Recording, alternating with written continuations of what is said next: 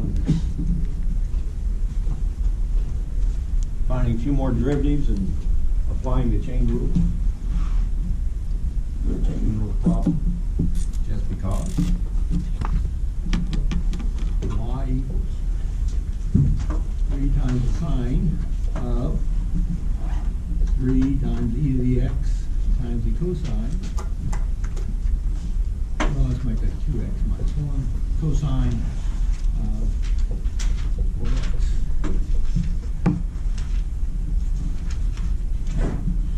So, well, first I can take this out. No, I can't. That's inside the sign, so I can't take that out. My apologies. Dy dx is, we have a function inside a function a couple of times here. Derivative of the sine is the cosine, 3 times the cosine of what we had, 3 times e to the 2x minus 1.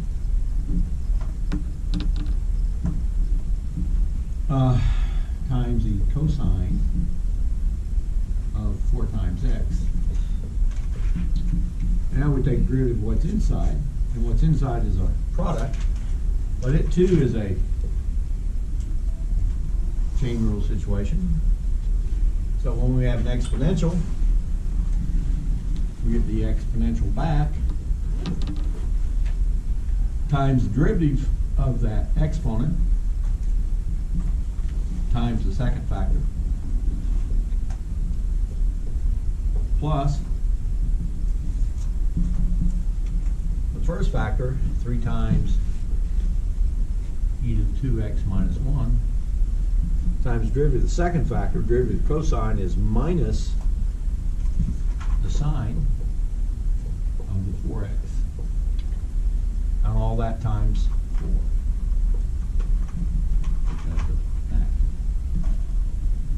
And close that out. And now we can do some of the simple arithmetic. This stays 3 times the cosine. Nothing comes out of here because it's within the argument of the cosine. But this stuff, we have 2 times 3 here is 6 times that. Here we have 3 times 4 is 12. So let's factor 6 e to the 2x minus 1 times cosine 4x minus 2 times the sine 4x, just because. And close this off. Okay. So just keep track of the pieces, and you'll eventually end up with what you need. Okay. Now, I could take this 3 times that 6 and make that 18. But this 3, because it's inside the argument, can't do anything with that. All right. Well, let's see. We know, back to derivatives again, we know the derivative of the trigonometric functions, sine and cosine and tangent and cotangent and secant and cosecant. They are, derivative of sine is the cosine of x. Derivative of cosine is minus the sine of x. Derivative of the tangent is the secant squared of x. Derivative of the cotangent is minus the cosecant squared of x. Derivative of the secant is secant of x times the tangent of x. Secant of derivative of cosecant is cosecant of x times cotangent of x with a minus sign out front. So those are derivatives of our trigonometric functions, but you know that occasionally we also have inverse functions.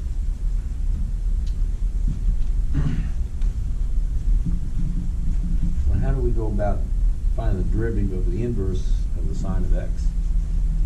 And the answer is, we don't directly until we have a formula for it. What we're going to get to the formula is, this is the same thing as the sine of the angle y is equal to x. Now I'm in a position I can take the derivative of both sides because these are functions I know. Derivative of the sine of y is the cosine of y, chain rule, derivative of y, and on the right hand side, derivative of x is 1. So that is dy dx, or y prime, is equal to 1 over the cosine of y. But wait, we like our derivatives in terms of the variable x, not in terms of the function y. So, I draw a right triangle here with an angle of y. I know that the sine of angle y is x. So if I pick the hypotenuse to be 1, the opposite side is x, so the hypotenuse is the sine of the angle y, which means the adjacent side, using the Pythagorean relationship, is the square root of 1 minus x squared. And now, I ask, what is the cosine of y? Cosine of y is the adjacent over the hypotenuse, or the cosine of y is simply square root of 1 minus x squared.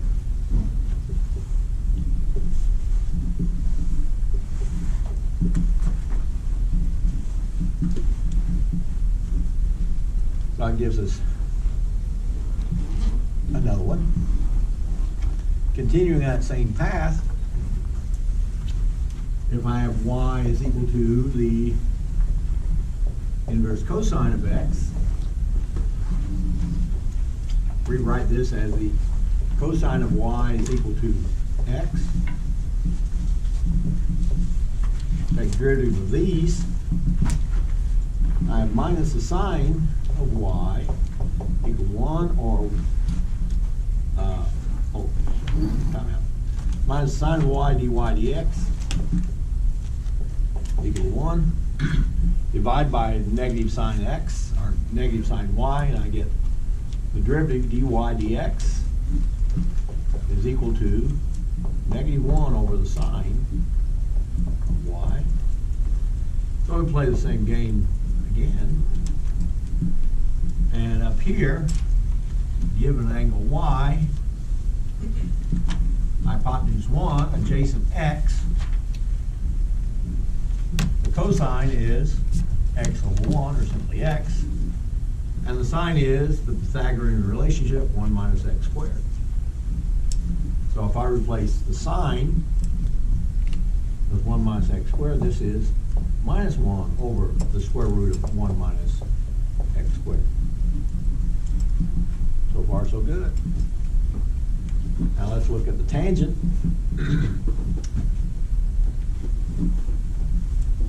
If y is equal to the inverse tangent of x,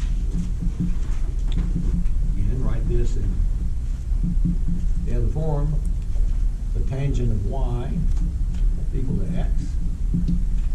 Take derivative of both sides.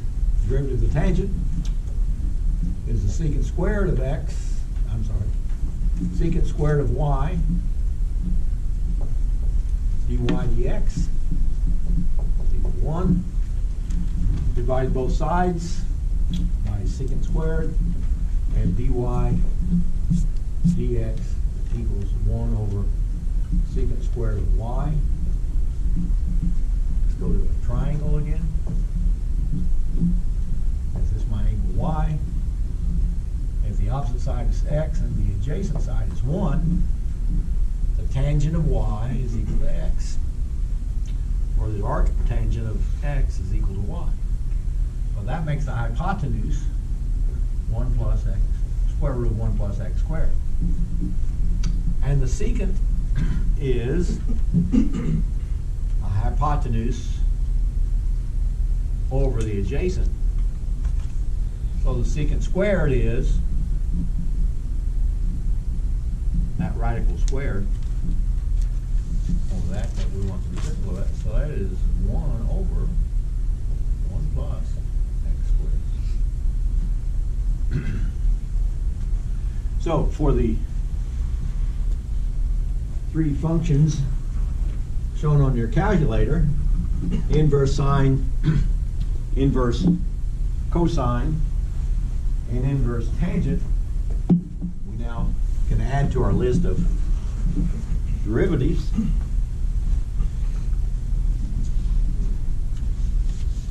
But let's go and add the cofunctions of those as well. That is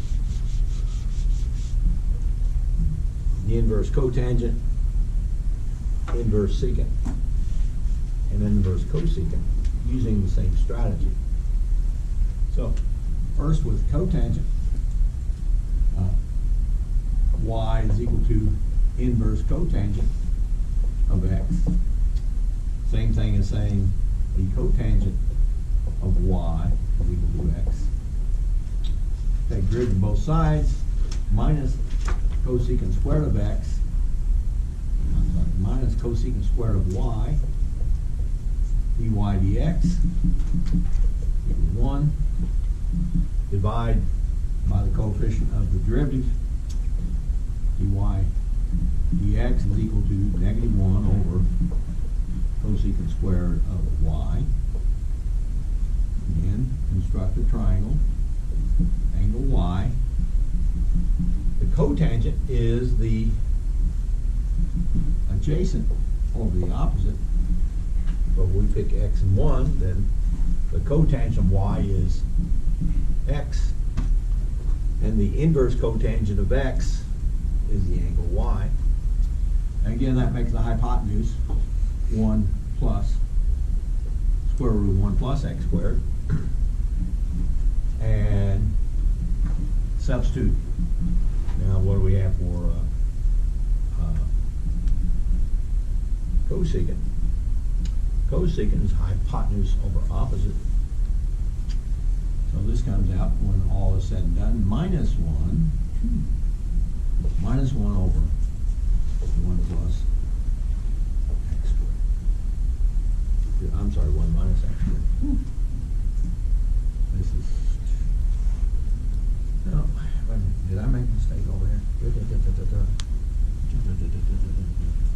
No, I had 1 plus x squared.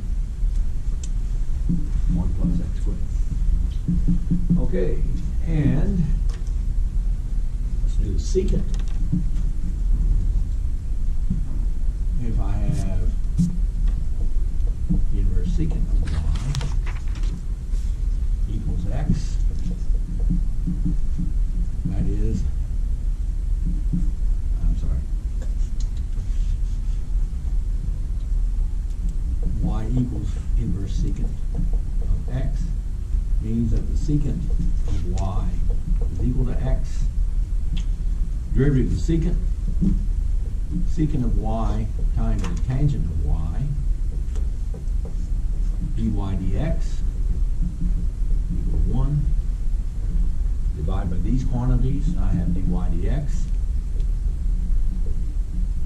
equal to 1 divided by secant y tangent y.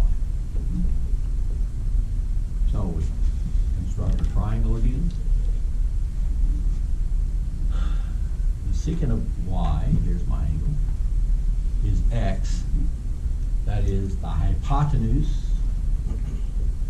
over the adjacent is the secant, which means the missing side is square root of x squared plus 1. And this becomes 1 over the secant, which is x, times the tangent, which is this, or the, oh, tangent is square root of x squared minus 1. So that adds that one to it. And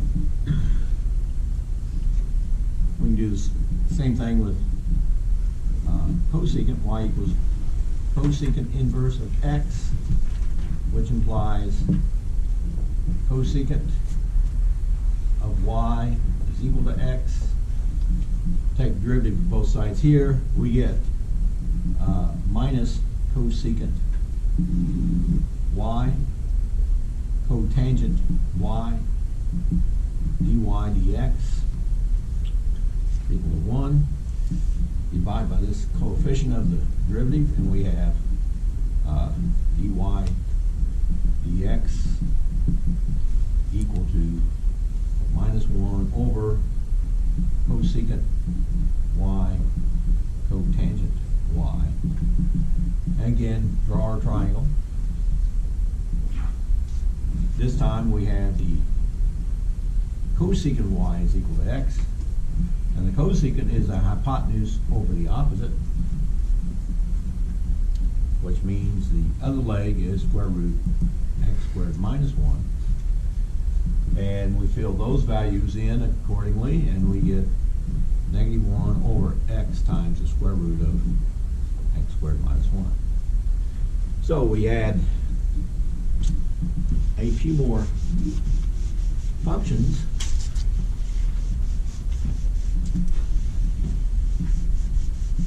to our list of derivatives.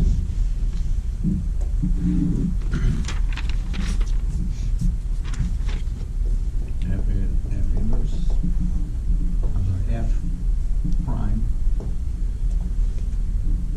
The inverse sine of x has the derivative 1 over square root, what was it? 1 minus x squared? What did we get before? Yeah, 1 minus x squared. 1 minus x squared. Inverse cosine was minus 1 over square root 1 minus x squared. Inverse tangent of x was 1 over 1 plus x squared. Inverse cosine of x, the derivative is minus 1 over 1 plus x squared. The inverse secant of x, the derivative is 1 over x times the square root of 1 plus x squared. And finally, derivative of the inverse cosecant is minus 1 over x times the square root of 1 plus x squared. I had those wrong. Man, why do you let me miss those? X squared minus 1, x squared minus 1. Okay, so that lengthens our list. We were at 19 last time, so half a dozen more, we're up to 25, which is still less than the alphabet. So this is still easier than kindergarten. Fewer things to learn. So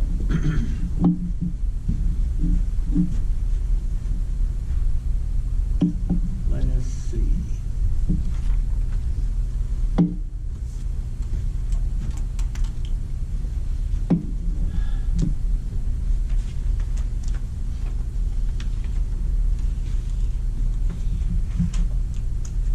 If we have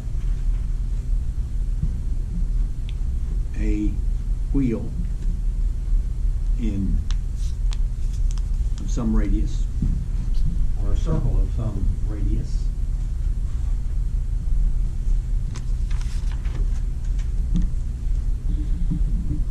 and there's a relationship between the arc length S and the radius R and the angle theta. Namely, the arc length S is equal to R times theta, where R is a constant. Now if I take the derivative of both of these with respect to time, then ds dt is equal to R d theta dt. Well, in physics, the derivative of a path with respect to time is velocity,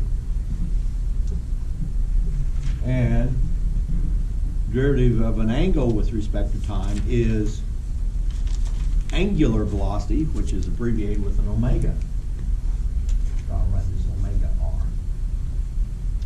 So we have a relationship between linear velocity and angular velocity. The linear velocity is how fast is the rim of the wheel moving in, say, feet per second, and the angular velocity is measured in radians per unit of time, radians per second or something. It's not uncommon to give a problem like, we have a truck going down the highway at 60 miles an hour, whose wheels are 1 yard, 36 inches in diameter. What is the rim velocity in feet per second? Well, we can figure that because it's the same as how fast it's moving down the road. Actually, not quite. If it's moving 60 mph that way, that's how fast the axle's moving. That point, 0. Because if that point is moving with respect to the road surface, you're leaving skid marks. When do you leave skid marks in a vehicle? Either when you're putting on the brakes hard or jumping off the light when the light turns green. But if you're driving without skidding or sliding, the point of contact with the road, 0. But to average 60 miles an hour, that point has to be doing 120. And this point, 120 that way. This point, 120 that way. Well, that's not quite. 60 this way. 120, 60 that way, 60 that way. So they all add up. You have a vector this way, you have a vector that way, you have a vector that way, you have a vector there. But if we lift the truck up and keep the wheels spinning at that speed, what is the angular velocity of that wheel? Well, just throw it in this formula.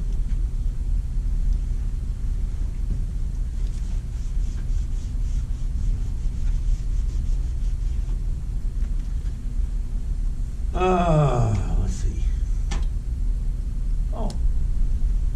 60 miles per hour equals omega times R, and R was 36 inches, diameter, which means 18 inches, radius, which means 1.5 feet. So, but 60 miles per hour, there's a pretty common conversion factor used, is 88 feet per second.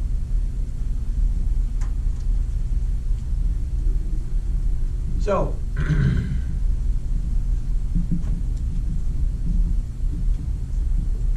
88 is equal to omega times 1.5. So omega is equal to 88 divided by 1.5. How much is that? 1.5 and 88, was it 56 2/3 or something? What is it? 88 divided by 1.5. How about 176 divided by 3? Same thing. 176. 50 what? 58.76. 58.6 repeating Yes. is equal to omega. And that is in radians per second. So, there's a relationship between those two different velocities. There's a relationship between those two different rates. When we have a relationship between rates, we call it related rates. Easy enough to deal with. Related rates. This is a nice linear model. Change the speed by a factor n. Then the angular velocity changes by that same factor n. But we'll look at some that it doesn't do. How many G's is that? What is a G? Measure we feel is the pull of gravity. Yeah, it's a measure of acceleration, and G is, in the case of SAE units, 32 feet per second squared. In the case of metric, it's 9.8 meters per second squared, downward. But if you're inside that wheel, spinning at 58.6 repeating radians per second, how many G's are there? Well, let's ignore this one, go back to this one. You're moving at 88 feet per second. There's another equation involving circular motion in physics that says the acceleration is v squared over r. So our acceleration is 88 squared over 1.5. What's this number?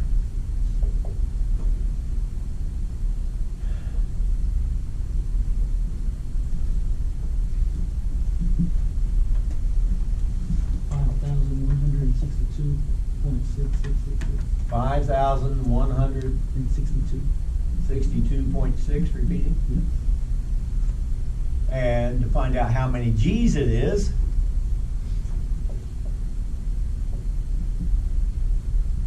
a G is 32. So divide 32 into that.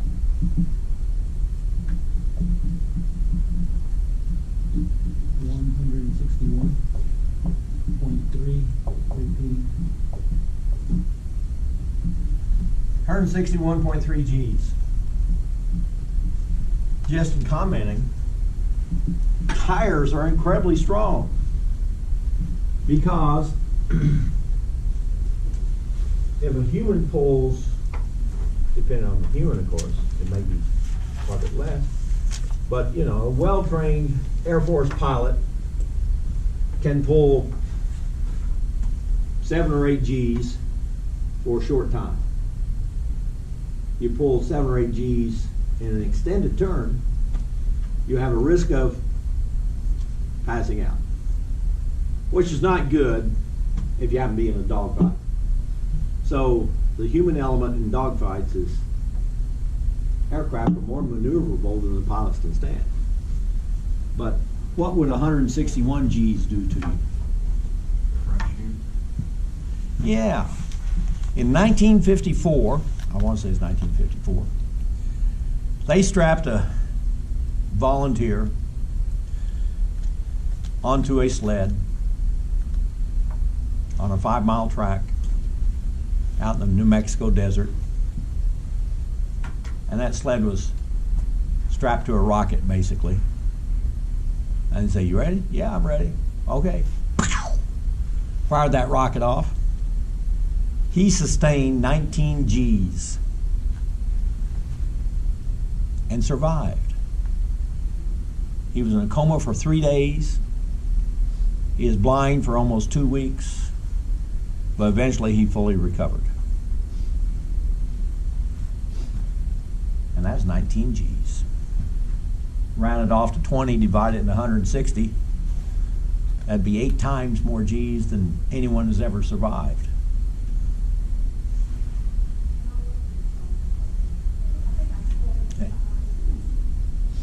a little better odds with a cat in the dryer, but it's still not a good thing. Ever go to the fair or amusement park and they have that, basically it's a cylinder, and you go in and you stand against the wall and then it gets going and the floor drops out. It's those G-forces that keep you on the wall. You still have the G-force pulling you down, but it's pushing you hard enough against the wall that you don't slide. But you know, if you want to, you can start climbing up or climbing down. They frown on that, don't they? So, related rates. Okay. Now, you know, side story, when I was 13,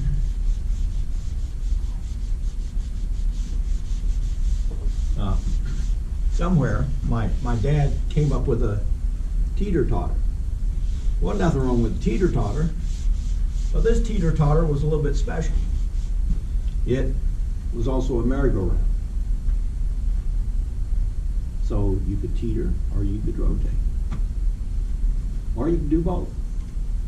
Well, me and this other idiot, do you know any 13-year-old that isn't an idiot? I mean, yes, they have a mind, but is it always engaged? Seldom is it engaged. So he and I decided not only did we want to balance, simple task, but also balance while rotating while standing up. So this merry-go-round, long pole seat, had T-handles. It had 3 places you could put the pivot.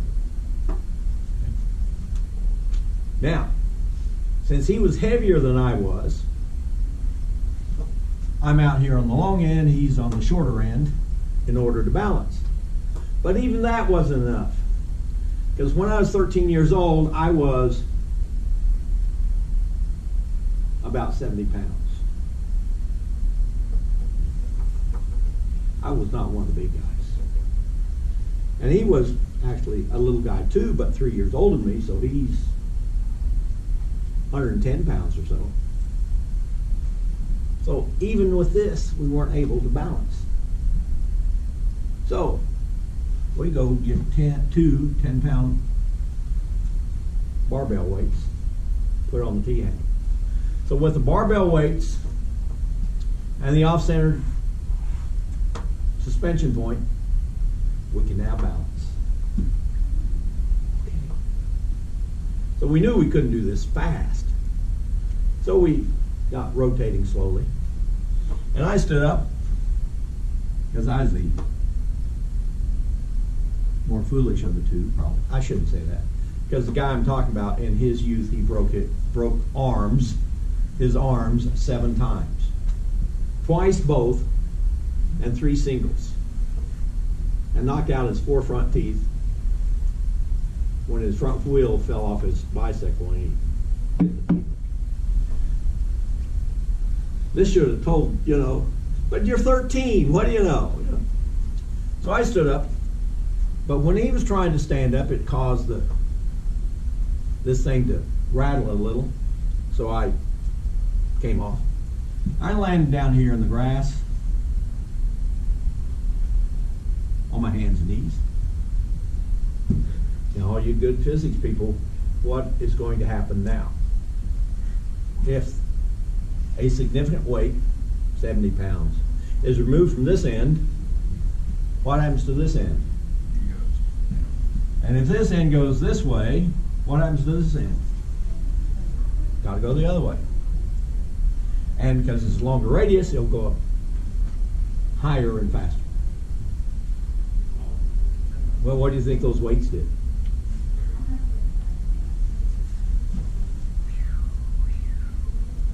They went for a ride too. Like I say, I'm down here on my hands and knees, and one of the weights hit a little to the left, and I'm kind of saying, boy, I'm glad that didn't. You know what a 10-pound weight does, dropping from I don't know how high? I grew up near northwest Oklahoma City. I think people heard me this far south. So by the time I got into the house, you know, my t-shirt's blood soaked. My mother's a very calm person at the time. She just calmly grabs a dish towel, clean dish towel, goes to the refrigerator, scrapes it, gets up some ice cubes, pulls it up, smacks it on the countertop a couple times, says, "Here, hold this." If you look under the little bit of hair I have, there's a nice scar there. So, we're inquisitive folks. Okay. Sometimes, as we get older, we are less prone to things like this. But humankind would not advance if there were not people willing to take risks. Whether it's this stupid of risk, you know, think about the first people. That's an oyster. I wonder what it tastes like. Yeah, I wouldn't do that. I don't do oysters now. One look at them. Besides, I'm allergic to shellfish and mollusks. That falls in that category. Or mushroom. Wonder what it is. Gee, look at that, kind of sparkly and glowing. I wonder if it's hot. Yeah. So somehow we've survived over the years. Okay, so let's talk about some related rates again. Let's do a pretty simple one. I have a cylindrical tank, maybe out on a farm. Ever see just basically a tub, maybe 6 to 10 feet across and 3 or 4 feet high. So let's say this cylindrical open top tank is about 3 feet in diameter and 3 feet high, and we're filling it with potable water for cattle or sheep or llamas or alpacas or sheep, I said sheep, or chickens or whatever else we have out there to drink. And it's flowing in at the rate of, let's say, 10 gallons per minute. So we have a rate. The rate I'm interested in is, what is the rate that the depth is increasing?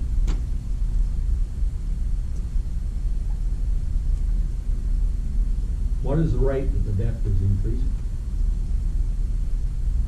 Well, let's start here. Volume is equal to pi r squared h. Where in our case, volume is equal to pi 3 squared, but h is varying, so I'll call it y instead. Okay. V equals 9 pi y.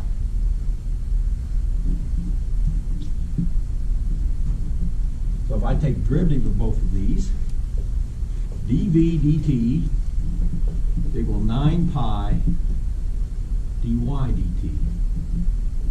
That is the rate of change of depth is related to the rate of change of volume. And we know everything here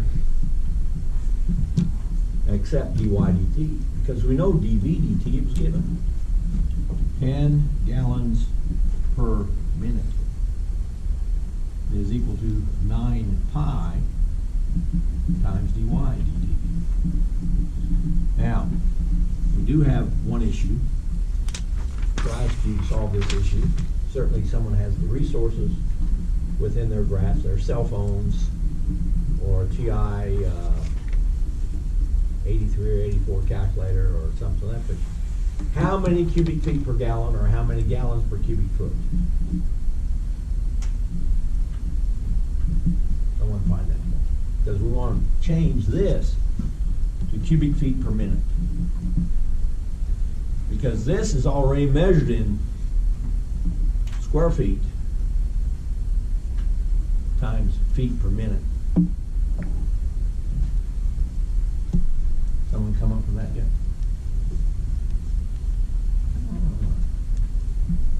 Yeah, there's someone getting going out. We need to find cubic feet. gallons to cubic feet or cubic feet to gallons, we can go either way. Because we either multiply or divide by the said Calc. And by what it is, I'll know where to put it. 100 foot is equal to 7.48 US gallons.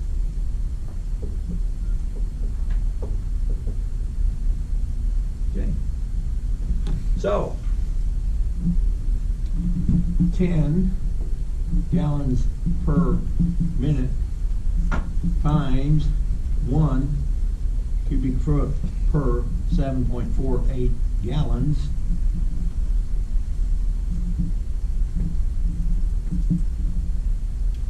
divided by 9 pi feet squared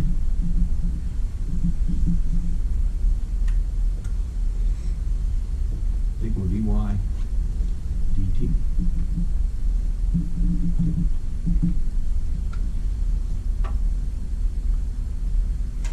So this is almost 30. Okay. That's about 1/3. A third of a eighth, about a 24th. A 24th is half an inch a minute. You can go on and punch the numbers and see what it is. What does it come out in feet per minute? 0.02 something.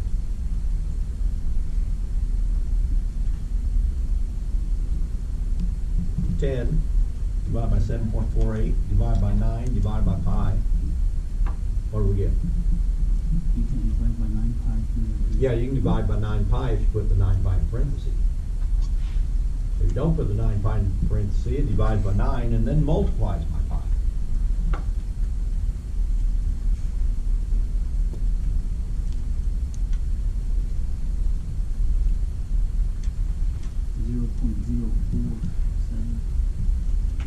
0.047 feet per minute, which is a little under half an inch a minute. Okay. So that's not bad. But that doesn't change.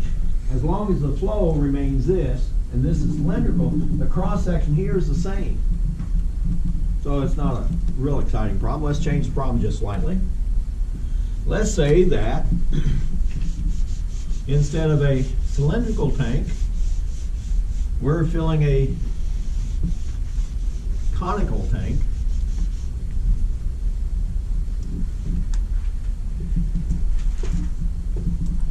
And let's say it is 2 meters across, or radius, and 5 meters deep. Okay. And we're filling it at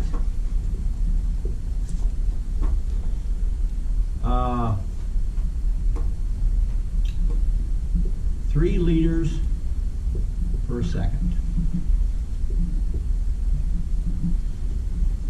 Now I want to know the related rate.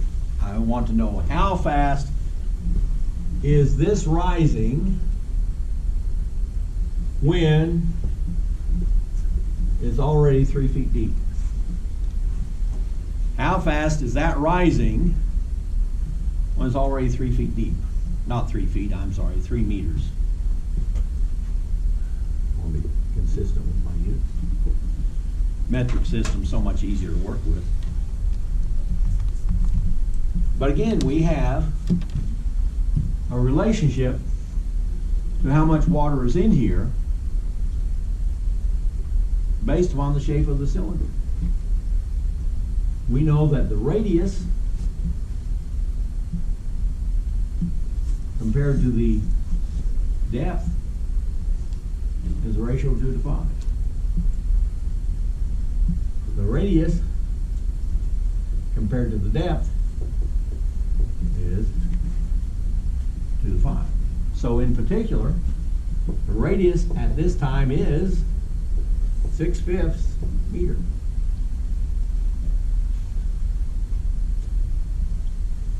Okay. Well, once again, what is the volume? The volume of a a cylinder is 1/3 pi r squared h.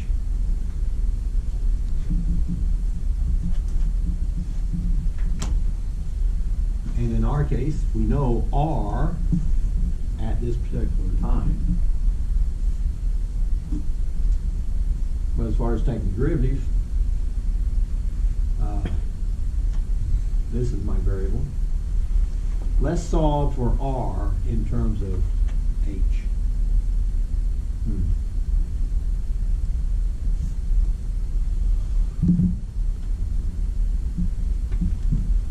R compared to h is equal to 2 to 5. So r is equal to 2h over 5. Let's put that here. Okay, so volume is 1/3 pi. Squaring this, we get 4, I'm going to change it to y squared over 25 times y. That gives me y cubed. So in terms of the depth, the volume is 1/3 pi 4y cubed over 25. Cubic meters. Cubic meters. Okay. Well, again, we want to find the rate of change of volume and the rate of change of depth. Rate of change of volume, dV dt, equal to 1/3 pi times 4/25 times 3y squared dy dt.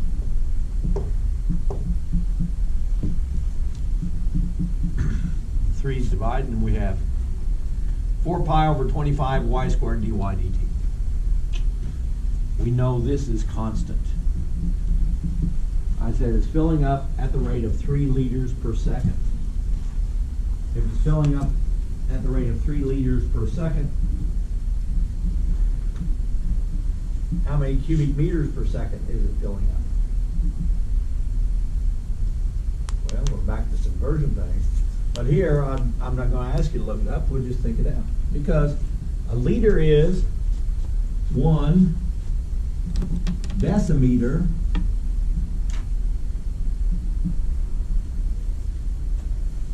cubed.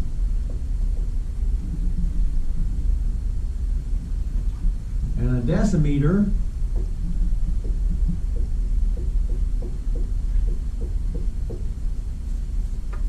decimeters per meter. So there's 10 this way, 10 that way, 10 that way. The cubic meter is 1,000 cubic decimeters, which is 1,000 liters. Going the other way, 1 liter is equal to 0.001 cubic meter. That's conversion factor. So let's go over to our problem.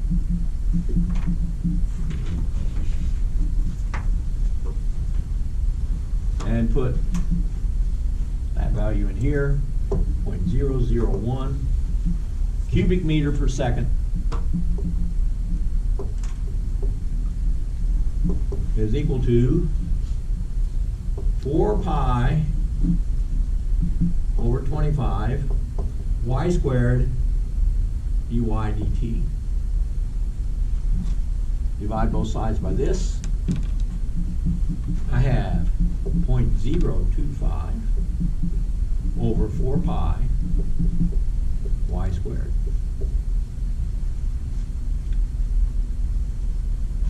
Is equal to dy dt. And all I have to do is plug a y in. I said, what was this when depth was 3 meters. 0.025 divided by 3 squared is 9, 36 pi, and is equal to dy dt. And if you're keeping track of your units, this was meters cubed in the numerator. This is meters squared in the denominator.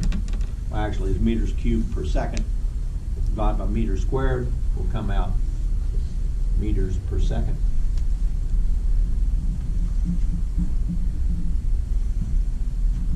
.36 pi is about 110, more than that, 120.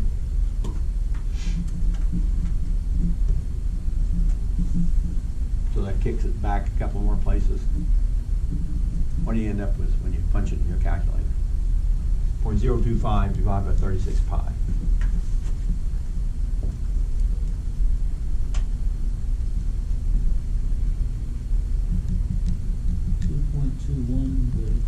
Times 10 to the what?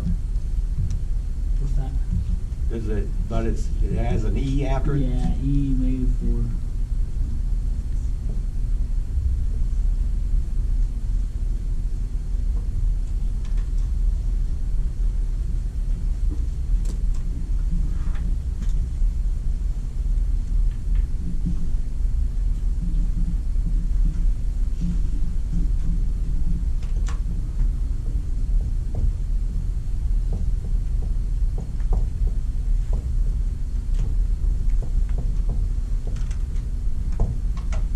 Related rates. Let's look at another of those.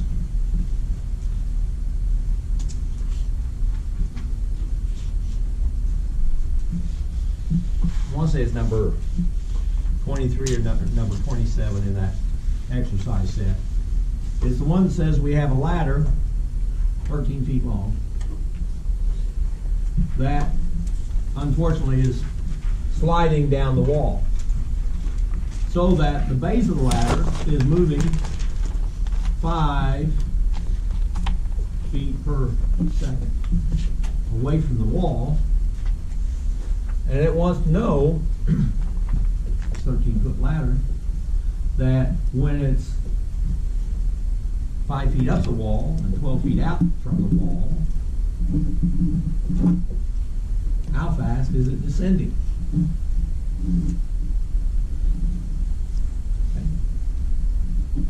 Well, if I call the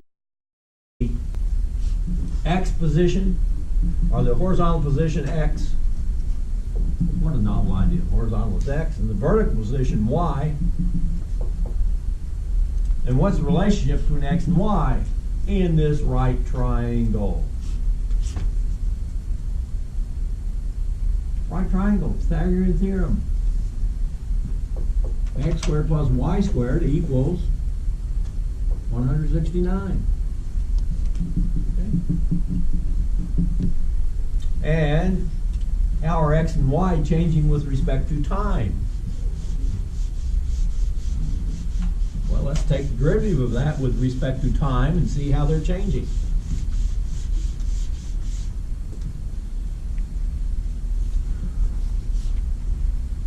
Two x dx dt plus 2y dy dt is equal to 0.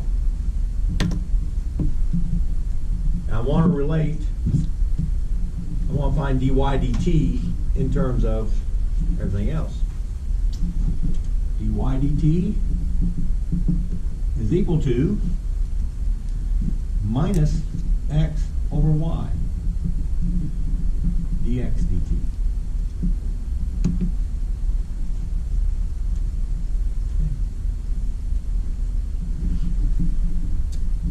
So,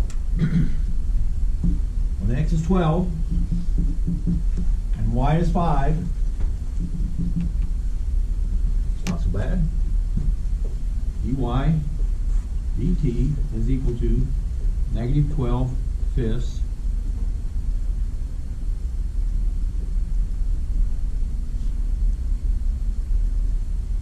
dx dt.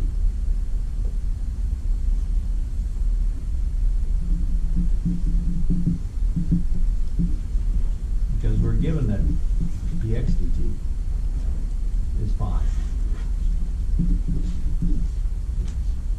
So it's moving out 5 feet per second.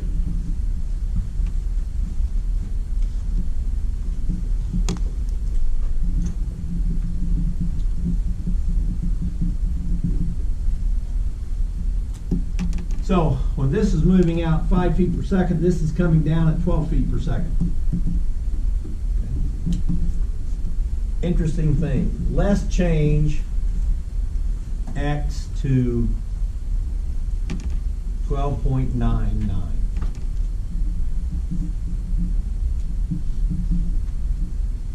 If we change x to 12.99, and y is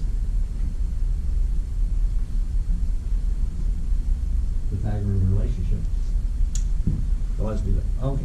So if x equals 12.99, that is just before it smacks into the ground.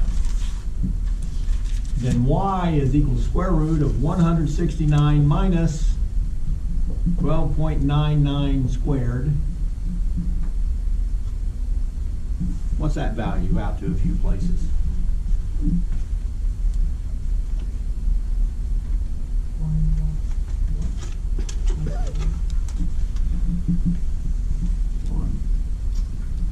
Square root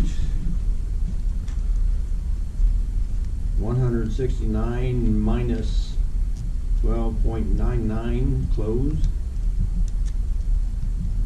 Oop, not close. Squared close. That says it's 0.5098 to 4 places.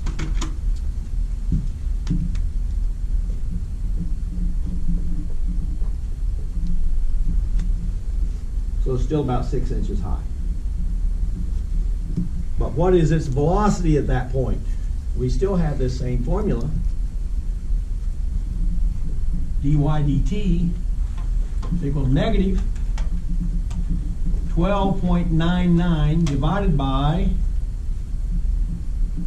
0.5098 times 5. 12 divided by 0.0 times 5. Let's see. 12.99 divided by my previous answer times 5 says that now you're moving downward at 127.4 to the closest tenth of a foot per second.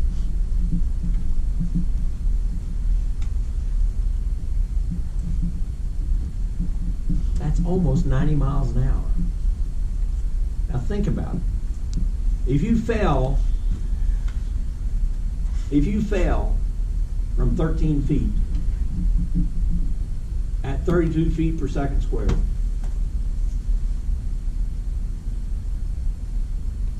how fast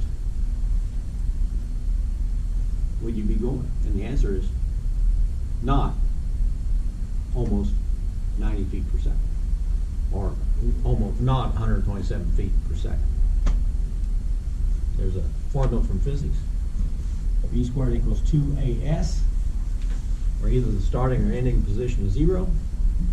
And we know A is 32, and S is 13. Twice 13 is 26. 26 times 32. How much is that? Square root of 26 times 32, close parenthesis, enter. It says that's about 28.8 feet per second. So if you're in a free fall,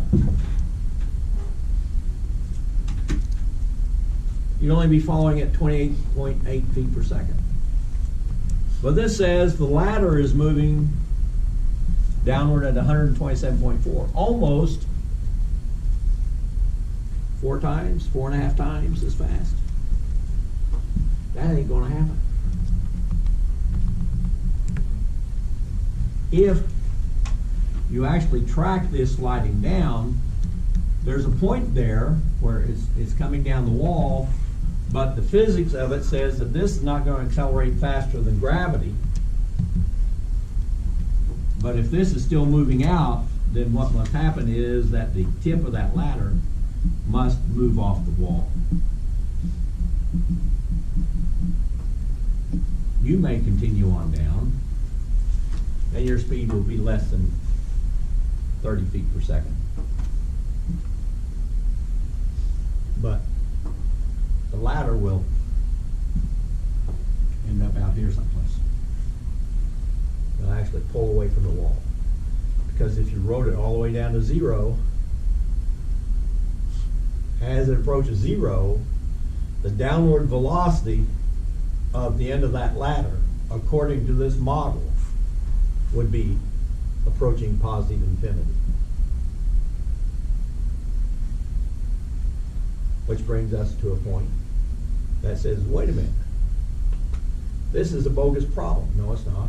It's a legitimate problem to talk about related rates.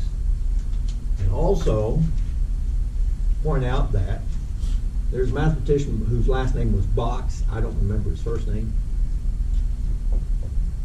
But Box said, hello Box. Box said something to the effect, every mathematical model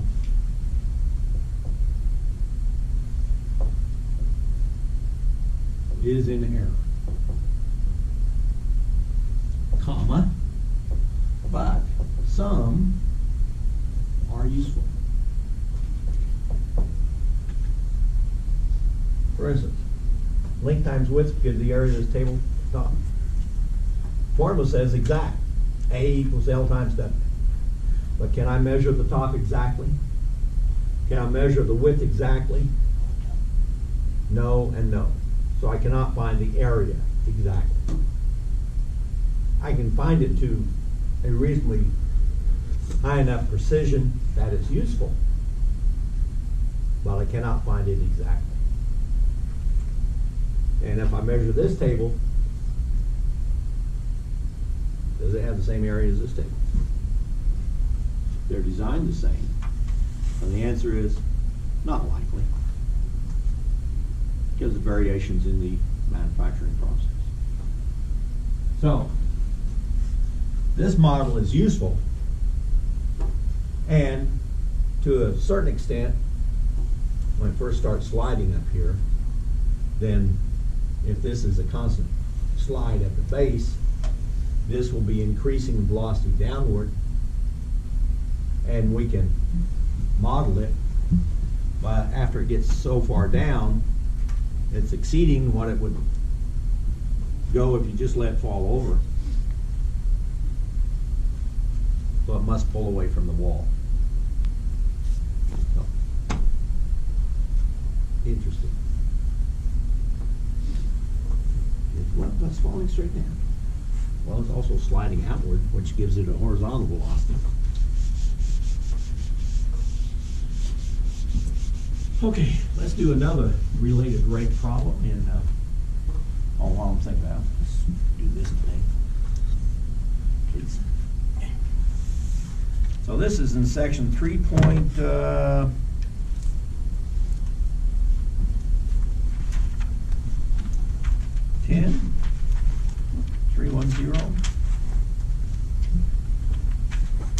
And this problem number 23 is the one we just did. If we read number 27, sand falls from a conveyor belt at the rate of 10 cubic meters per minute onto the top of a conical pile. The height of the pile is always 3/8 of the base diameter. How fast are the height and radius changing when the pile is 4 meters high? It says answer in centimeters per minute. Number 27 is analogous to filling up the conical tank. Except when filling up the conical tank, it's growing from the base of the cone, whereas when we're building the sand pile, it's growing from the vertex upward and outward. But this shape and that shape are both cones, and the problems worked exactly the same. So, if we could solve the example problem,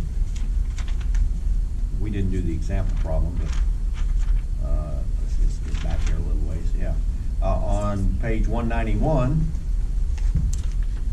which is a cone 5 feet in radius and 10 feet high. I chose a different dimension, but it's still the same type problem. Then we have it.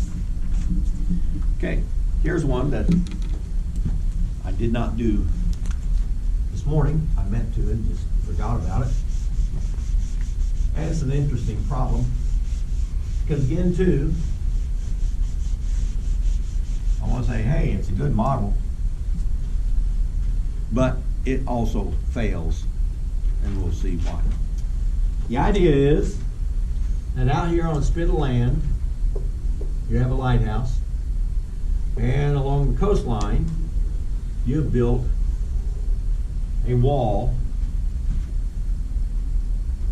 parallel to the beach, so to speak. And let's say that this is 100 feet. And this beacon, spotlight beacon, is rotating at a constant velocity. Let's say that this beacon is rotating, same as radar does, about 4 seconds per revolution. So it has 4 revolutions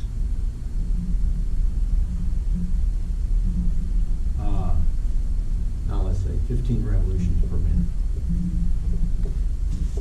because that'd be 1 every 4 seconds. Okay.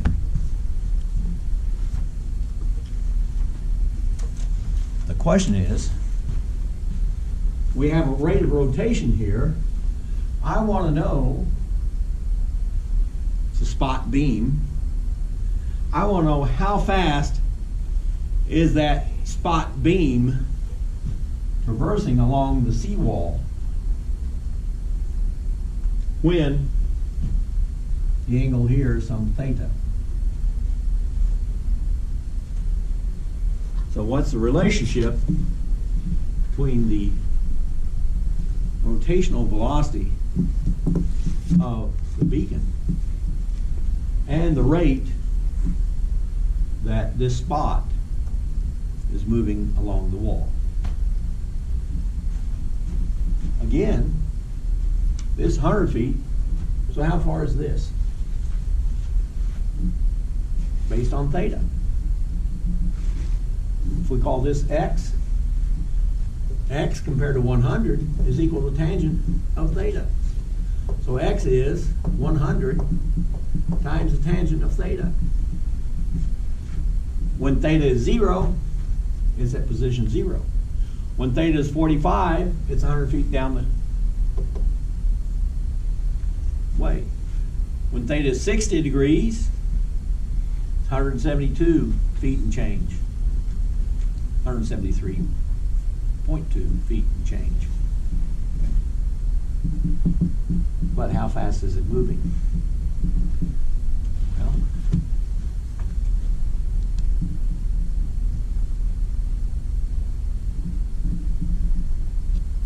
how fast is this changing? So let's find derivative of both sides. dx dt. Did 100 times. What's derivative of tangent? Well, it's a secant squared of theta d theta dt. Now, for this to work out nicely, this formula, d theta dt must be expressed in radians per second. Or radians per minute or radians per hour, but radians per unit time. So if it's traveling at 15 revolutions per minute,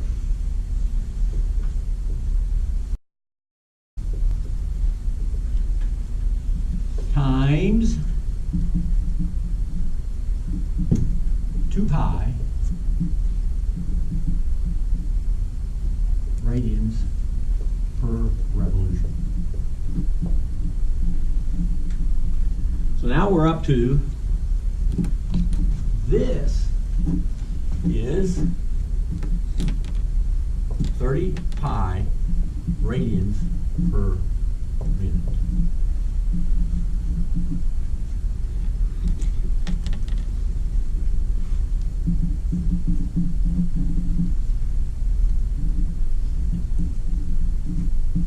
Let's change that to radians per second.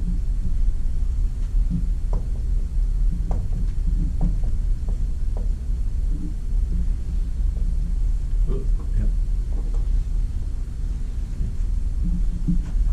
0.5 pi radians per second. So there I have a rate in radians per second. I have distances measured in feet. So I'm going to end up with dx dt in feet per second.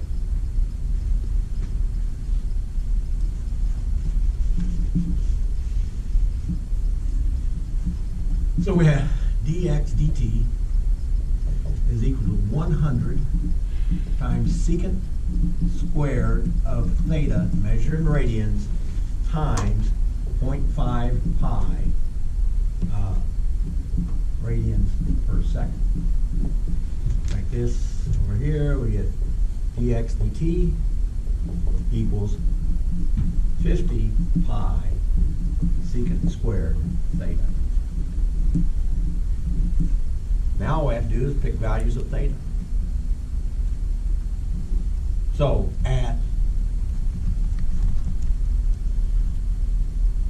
theta equals 45 degrees, that's the value we know. What is the secant of 45 degrees? Let's write some values here. Secant of 0 is 1. Secant of 30 degrees is square root 3 over 3. Secant of 45 degrees is square root 2. Secant of 60 degrees is 2. Secant of, no, this one's wrong. 2 times square root 3 over 3. And secant of 90 degrees is undefined. Okay.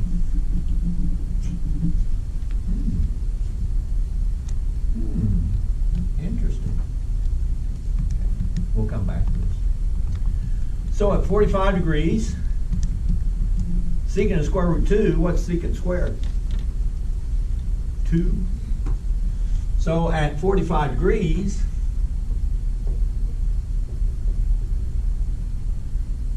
dx dt equals 100 pi feet per second. A little over 300 feet per second. Divided by 88 is about 3.2, be about 180, 190 miles per hour.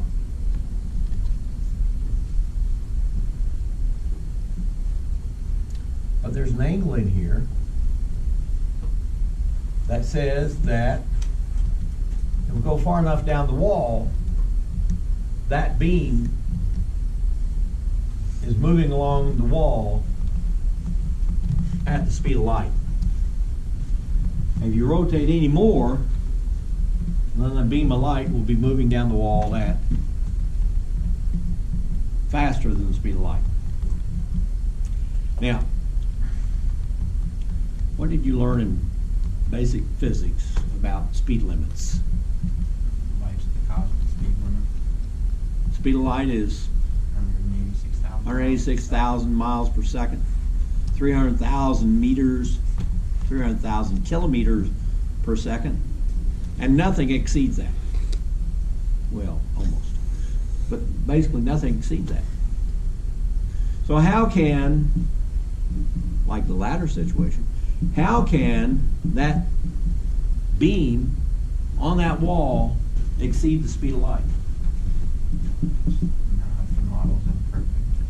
Model's imperfect. But can we explain why it's imperfect? If you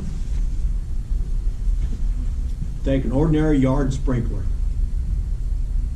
hook it up to the hose, turn the water on, sprinkler starts rotating, and the water comes out.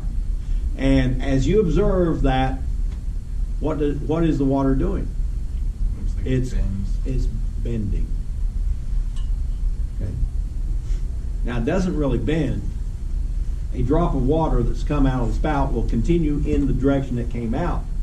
But because the sprinkler head is moving and it stays pretty well connected, it looks like if the sprinkler head, as you look down on it, is moving counterclockwise, it will look like the bend is clockwise.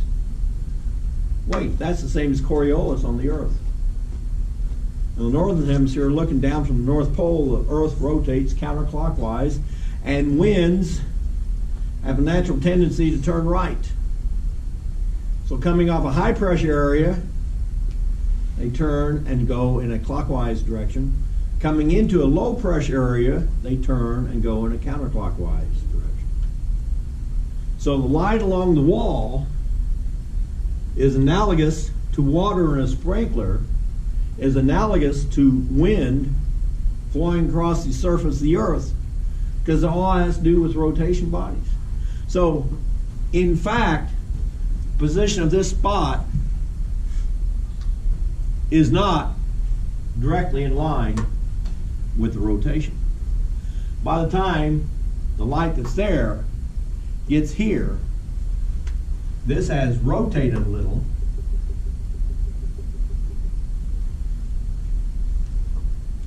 When it's close in, the amount of rotation is almost imperceptible.